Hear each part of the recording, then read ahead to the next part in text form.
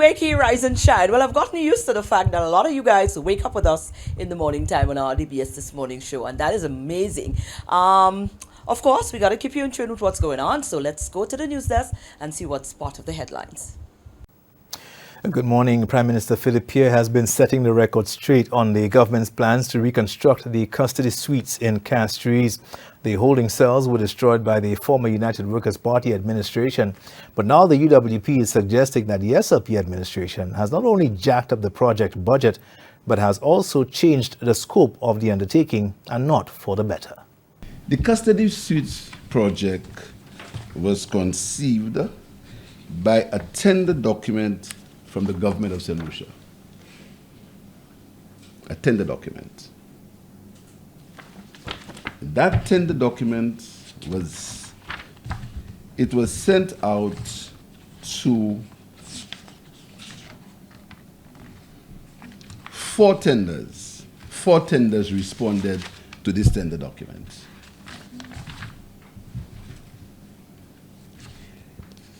An evaluation of the 4 tenders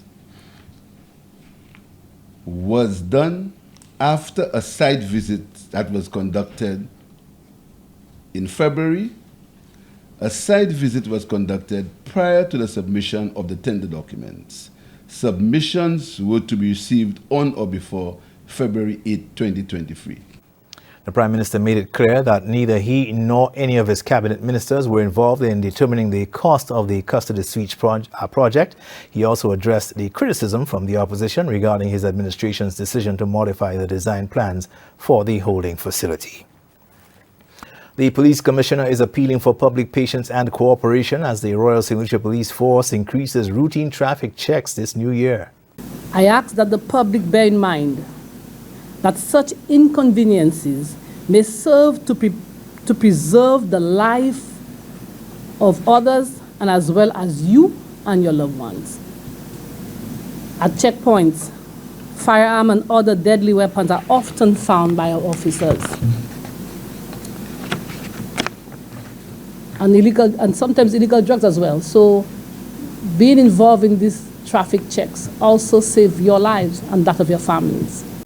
The Commissioner told a press conference last week of the department's plans to improve operational efficiency, along with opportunities for training to develop and refine the police officers' professional standards as well as ethics. Tourism officials have highlighted the need to find a solution to regional connectivity challenges. This comes as Liat 1974 Limited prepares to cease operations later this month, bringing in a new era in regional aviation. If our Caribbean arrival numbers were on par with the other source markets, we would be way ahead of 2019 by now. We've not reached 60% of what we were in 2019. Last year we did a lot better, but we're still way below our numbers for Caribbean arrivals. And the 2 big activities that have been affected is, Carnival, and of course, by extension, well, in that case, it's CPL more than anything else. We've not seen the numbers of CPL that we saw in the beginning. The St. Lucia Tourism Authority has been working to increase flights, and Chairman Thaddeus Antoine says that in 2023, there was a significant increase in connections between St. Lucia and other regional destinations, and that's over 2022. The Rotary Club of St. Lucia undertook one of its staple quarterly activities when it held its New Year's feeding program of the homeless and less fortunate. President of Rotary, Everton Seeley, explains that the club is committed to feeding the less fortunate of the island and served close to 200 meals during this activity. Sending my son to school, my son was sent home by the principal of the school because of his haircut. Furthermore, I was not notified that my son was leaving the school premises, and for somebody that was at work, knowing that I sent my son to school, I find the principal was supposed to notify me. From my understanding, his haircut is a decent haircut. He has no mark, and the haircut was just a straight up decent haircut for a young man at his age. In addition to providing meals, the club also provided clothing and toiletries to the island's homeless. These are your top stories. Thanks for watching. Kendall, thank you so very much. We take a break now, and we'll be right back.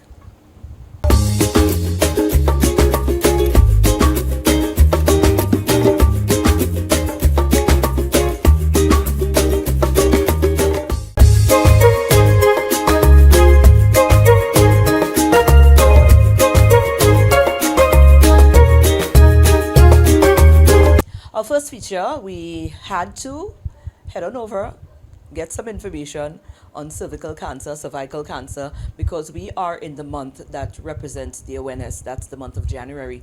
So, of course, there's one person that we know we can depend on to get that information, and that, of course, is Dr. Tamara Remy.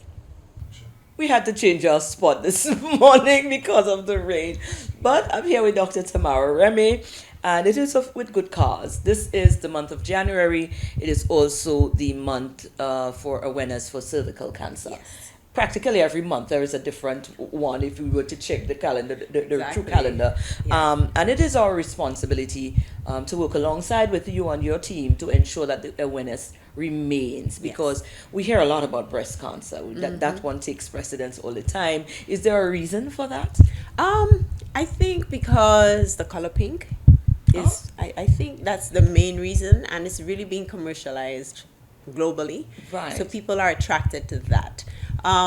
Notwithstanding, breast cancer is the number one cancer among women. Right, that's what- so, that's what I was probably thinking. Okay. Yeah, but also the pink color. I mean, everyone Yes. just recognizes that it's a soft touch. So yeah. Right. What's the color for cervical? It's teal and white, as you can see on my ribbon here. You're just showing off I now. am. Your opportunity to show off too, right? I can show off as well. That is good Yes. stuff. Where are we at with cervical cancer? You were right. That's smack down your alley. Let's throw out some specs as to where we are. How concerned should we be? We should be very concerned, actually. In St. Lucia, cervical, same thing, is the second most common cancer among our women. Really? And I think globally, as we should locally, pay attention to the fact that cervical cancer really can be prevented. I think that's one of the cancers that if you catch things early, you can actually prevent it. Oh. And we have noted that while there was a decline in maybe 10 years ago, the numbers have started rising again. So when we talk about screening, and you hear me talk about screening all the time, Yes. that's where we look for things before you actually develop the disease. The pap smear was actually the first screening tool that we use for cancers. Wow. And that pap smear looks at picking up precancerous lesions of the cervix. So just a little bit of anatomy. For the female reproductive system, you have everybody knows the womb, but at the bottom of the womb, you have what we call the neck of the womb or the cervix, okay? So when you do your pap smear, you're essentially taking a direct look at the cervix, but you're also sampling the cells there. And placing it on a slide, and the person in the lab takes a look at that. If there are cancer cells or precancerous cells or atypical cells, then there's an opportunity to have procedures done so that you do not progress to cervical cancer. So there has been a rally globally simply because if you do your screening, you should not develop cervical cancer. If you detect the early changes, you should not develop. And now there's been a whole push for the HPV vaccine. And the importance of that is that HPV, which is a virus, which is sexually transmitted, is probably the cause for 95% of cervical cancers. I was just about to ask you that. Right. What are some of the prerequisites? How are you The more at causes, risk? etc. Yeah. Right? So, like we speak about with most cancers, there is the usual smoking, unhealthy lifestyles. But certainly HPV, which again is a virus, is noted to be the most common. Right? We know HPV when we talk about warts, just genital warts all over, and there are hundreds of different strains of this HPV, and we know that there are certain ones that are linked to cervical cancer. So things like protective sex, practicing monogamy, which in our Caribbean context may be a little bit difficult, but certainly things like screening, you know, and that's where the guidelines and having discussions with the health centers, the clinics, your private doctors becomes important. Right. So we know that we've been advocating once you're sexually active, you should get a pap smear. We advocate that you should practice protective sex because condoms and other barrier methods can prevent that spread of HPV. And there's a lot more in terms of the vaccine. So certainly when my daughter was doing common entrance about 5 years ago, it was something the Ministry of Health had undertaken, adding that to the vaccination requirements. We don't hear too much about it, but I still think that that's present in St. Lucia. But around the world, we've been talking about vaccinating 9-year-olds, especially males and females, 9 to 13. And the reason for that is I don't even know what the age is now for sexual activity, like in St. Lucia. But certainly by 13, 14, in a lot of other countries, a lot of our kids are sexually active. And so the reason for the vaccinations that early is that when you're exposed to things like HPV, your body has some resistance. So it reduces Your risk. your risk, right? Right. We've got to wrap up. What is some of the things on the cards for this month's recognition? Well, I know that globally WHO, PAHO, etc. have been really rallying. This year we had hoped to do a lot more cervical cancer, but it's been kind of put on the back burner because of Relief for Life. But we are encouraging and trying to get all the clinics, etc., places like Planned Parenthood, who offer screening, to again advise and educate the public. I know the Ministry of Health is probably going to continue their usual awareness and PSAs. But for every woman who is sexually active, so we talk about 19, 20-year-olds up until the age of maybe 60, 65, we advise you, once you have a cervix, to go and get your pap smear. Speak with your doctors about getting your HPV vaccine. Even though we speak about the young kids, anybody can get the HPV vaccine. And if you do have an abnormality, let's just get that fixed because it really makes a difference. And no woman in the 21st century should be dying of cervical cancer. Okay. I think that's a note to wrap on.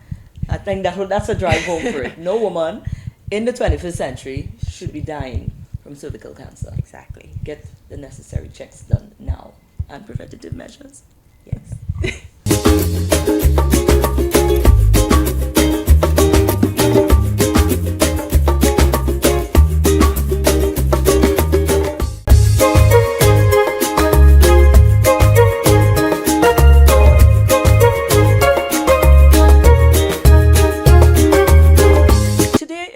Wednesday, so we have 3 features.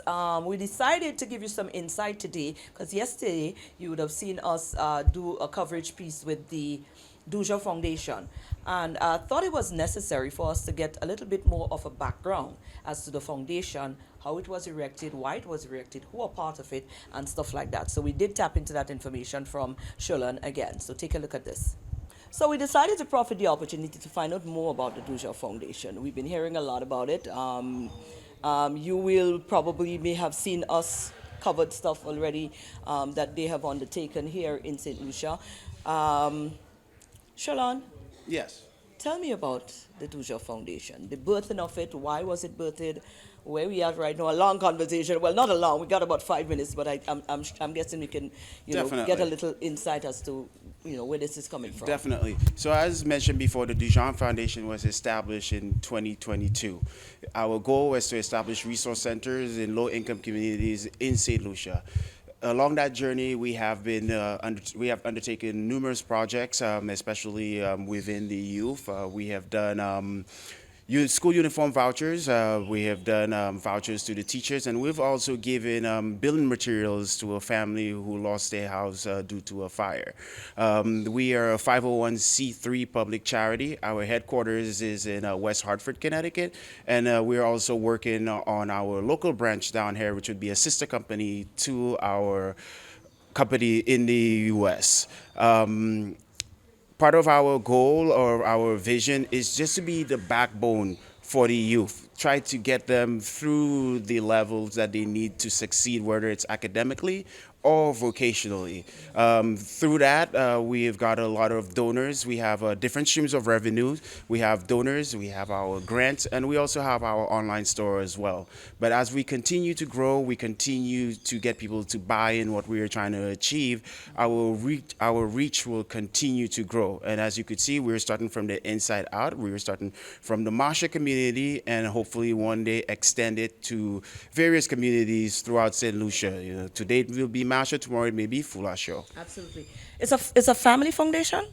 The Dujon Foundation, the way the name came about, our board of directors voted on the name. And the reason it was decided to be named the Dujon Foundation is because my grandmother, Loretta Dujon, she was known for selling produce down the street from here in Masha. So we came up with a bunch of names. We came up with the Masha Bridge Foundation, the Masha Foundation. Originally, it was when we were coming up with the name for the Masha Resource Center, we came up with the Masha Youth Resource Center. But then our attorneys and everybody on board was like, well, you can't really say youth. We need to generalize it to the entire population. So that's why it's going to be the Masha Resource Center. And as we continue to grow and move into different communities, then we could be, whether it's the Fulasho Resource Center, the Babono Resource Center, or the Mondidov Resource Center. But we'll continue to grow. We'll continue to be the backbone for low-income communities. And as mentioned before, we want to be the backbone. The Resource Center is going to be staffed with social workers. We'll have librarians. It will have access to textbooks on site where, youth for the community could actually access these books on site, and internet access. We have already secured the renders for the site, which is located on our website at the dujonfoundation.org. So if you need any information, you could check out our website at the dujonfoundation.org. We also have email as well. Your who's making up are you all St. Lucians? Yes, so we are all diaspora. The original team, we are all have some ties to St. Lucia. We either went to secondary school in St. Lucia, and almost all of us went to secondary school in St. Lucia, and we were fortunate enough where we had the resources to go abroad. I started off with Monroe College, and then I went to Boston College, and then here I am today. So that's what we were trying to do. Some of the other members?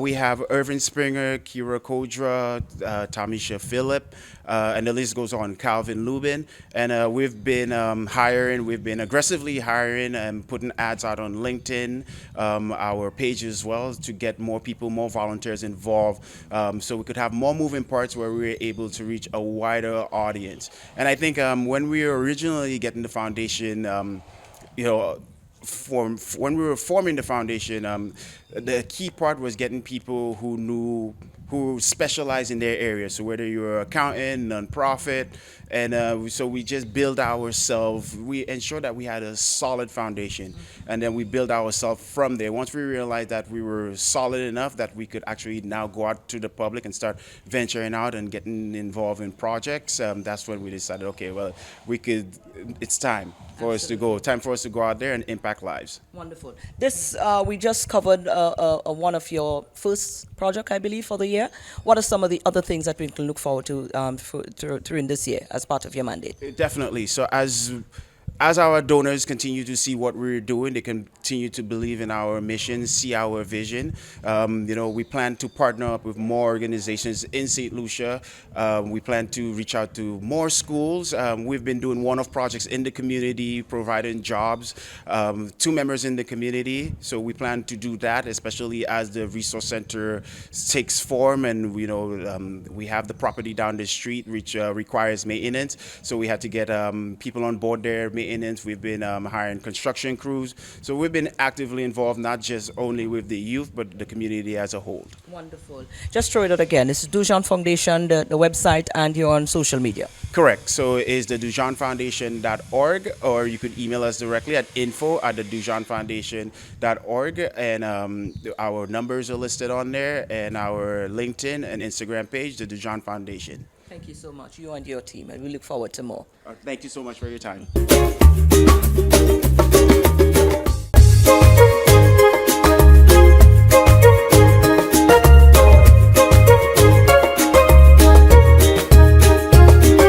And in all our final feature, there's this wonderful, amazing young lady. You know her, but probably you don't make the link like me. I'm just making the link between her and all of this stuff. So this time we caught up with her. Dynamic Inc. is the name of the business, and she can transform your kicks, man. She could take it from there and bring it here. You understand? Let's go on a journey and see exactly how she does that. Dynamic Inc. We're chilling here with Nikita. Of course, in a different capacity, because I know everybody know Nikita on TikTok. We will talk to her in a minute about TikTok. That is for another show. But now we are talking about the other side of Nikita, the serious side. I wonder if it's serious or it's still a kicks office. Nikita, what's going on? I know, but I get it often when people come in. They'll be like, but you don't want to do the videos, but why are you so Yes. serious? But when it comes to business, I'm a very You don't mix different. the two. Right. All so right. very So there's different a person. totally different. I like that. I like the fact that there is a difference. So, you know, in two different worlds. Right. And we get to see that. Are you able to really keep the two of them separate? I try my best. I try my best. Exactly. Yeah. Wonderful. Now we're not here. We're gonna talk about you on your TikToks in a minute. But now we wanted to talk about. I think I reached out to you a long time ago, a few of you, and I didn't know it was you until Linda raised you yesterday. She said the lady that does the shoes, Yeah. and I said to me, I reached out to this lady already once and asking about how it is she do. I think at the time I had a pair of shoes I wanted to transform. It never came to fruition. I never came to check you really, but Right. at least I could have connected to that person, Right. you know, not knowing it's the same person with the videos, eh? But certainly, tell me about this journey with you. It's called Dynamic Inc. Right. That's the name of the shoe business, Yes. So or Dynamic, your business across the board. yeah. So Dynamic started 2016, Uh-huh. and I came across some videos and some photos on Instagram of someone doing it in the US. Right. And it wasn't something that was common at the time, so I decided to give the products a try. There was not videos on it, and you could learn how to do it. You kind of had to figure it out on your own. Right. So I got the products and started it, and it kicked off. Started doing it for my friends, started doing it for myself, and turned into a business. Right. No. Dial back down a bit, because I remember at the time in truth I saw the people in. There was a place in Trinidad that was doing it, and I was Right. following them, and I thought it would have been Right, so much stress. So when I happened to follow up on somebody actually doing it here in St. Lucia, I got really excited. It's one thing to see something and decide you want to try that because nobody else is doing it. Right. But actually getting into the business, what are some of the challenging issues you may have faced kicking off? So I think one of the main things was gaining people's trust, because it's something new. You're like, how are you gonna change a shoe back to white? So it was gaining trust, and also being able to get a location, because at that time I was working from home. So then eventually I got a location, and it was more easy for people to come in and out. Yeah. Right. Yeah. Come since then. That's how much years now. That's about That's about eight 8 years. years. Yes. Right. So since then, what are some of the things? Because we just stopped into your little space, and we've been Right. picking up shoes from all walks of life. I pick Right, up this, right. and I thought this was an original, and you tell me you just transformed this into baby Yeah, blue because yeah. it was an off-white. Right. With the white bottoms. Some Vans just transformed it, reincarnated, if you want to call it that. We have some Aldos. You have some Everything. Aldos here. What did Everything. you do? You resurface this one? What did So you do? these were actually peeling, and then we sanded down, and then put it in navy blue. Put some little hint of baby blue on the back. Wow. Yeah. So persons have shoes again for life to run out Right. and do their thing. So it'd have another life back into it again. Back into it. Right. Right. Custom wise, you do custom shoes as well. Do you do that? Yes. You customize shoes. Yes. What are some of the ideas that you've had to work with to date? I think recently we did a shoe for Carnival. It was very tall boots, so it was like knee high, and that was difficult to work with, but it came out really nice. The person wanted like a ombre fade of pink and purple fading into each other, and I spent like probably an entire day working on that shoe because it's tall and we have to kind of stuff it, and so there's a lot of different things. You have to learn how to work with all different materials, different types of shoes, kids shoes, adult shoes, even belts people are bringing in now. Wow. So So- it looked like you might have to expand this thing. Right. Wow. Right. So we also stretch shoes. We do deep cleaning. So if you bring a pair of shoes, it's Clarks is a very funny material. You might not want to touch it. You might not want to deal with it. So then you bring it to us and we're able to deep clean it for you. Wow. Yeah. Right. 8 years ago to Yeah. date now. Right. You spoke about in the initial start off, persons, the idea of persons buying into the concept. Right. Where are we at right now in terms of the response publicly? I feel like there's still a lot of people who don't know about it. A lot of young people do know about it, so they try to let their parents know. This is what I could do with the school shoe. Like right now, I'm working with this pair, and it was white, and we changed it fully black. Are you for kidding school. me? That was Yeah, white? Yeah, so you can still see some. What do you white on do? the You bottom. paint? Is it a paint? What do you Yes, put on yes. there? So it's because it a- looks really like it's the original. Right. Wow. So it's a leather-based paint, so it's able to cover it up fully when the shoe is flexing. It won't crack off and stuff. Right. So yeah, that's one of the main things we do a lot is school shoes. Barbano Secondary is very difficult to get a brown school shoe. So that's why somebody would buy a black school shoe, bring it in, and then we change it to brown. Wow. Yeah. Well, so- you see, there's room for you in this. Right. But it's getting people now to understand that this is here. Yes, We need yes, to yes, explore yes. that. No, a lot of the times in our recent time, especially me, I tend to, I don't know, I don't have the patience for repairing shoes. Right. And sometimes I have some really nice shoes that I want to, but most of the shoes that I'm seeing in here, it look like sneaker base and trainers and stuff like that. Do you do my type of shoe? Like, Of course, we do you heels, and we do stuff? sandals, we do slides. Yeah. Wow. Baby shoes, toddler shoes, everything. Right. So you considered actually getting into the process of making shoes now? So I'm on the process of fixing. I think that you have to start with the fixing first, and then you could possibly go into the making of shoes because they're similar.